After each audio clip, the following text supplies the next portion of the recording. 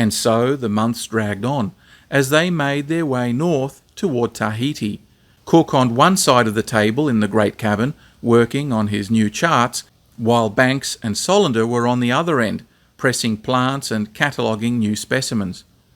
It had been almost 5 months, and not one crew member had so far shown any signs of scurvy. It was an extraordinary and unprecedented outcome. His health strategy and experimental diet seemed to be a success. As the Endeavour finally caught sight of land, the sailors became increasingly excited to find out if tales of lusty and exotic naked Tahitian beauties were true. For his part, Cook posted a notice on the mast reminding the crew of their duty and warning them on pain of death not to cause trouble on the island, while he and the science team got busy in preparing a number of observation posts. For their part, the Tahitians treated the visitors generously, holding lavish feasts in their honour and enthusiastically engaging in vigorous trade for everything from iron nails to sex.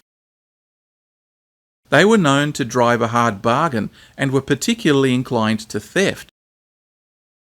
Their tendency toward deception and stealing was so ingrained that Cook frequently found it exasperating.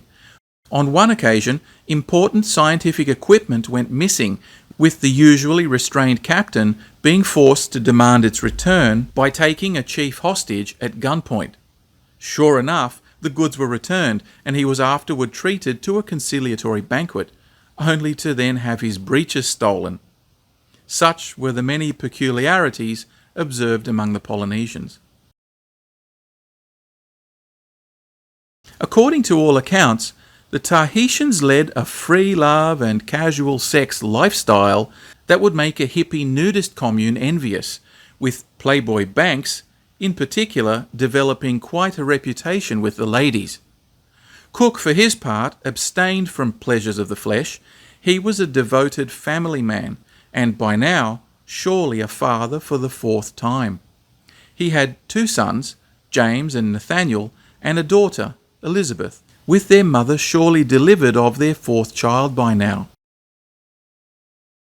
While the crew were making the most of this unspoiled paradise, Cook busied himself with preparations for the planetary observation he was sent to perform, turning his thoughts frequently to home, and the young family he rarely got to see. Venus transited across the Sun at the expected time, and the observation was duly completed, though for reasons of atmospheric obscurity, the data eventually proved unhelpful to scientists in the long run.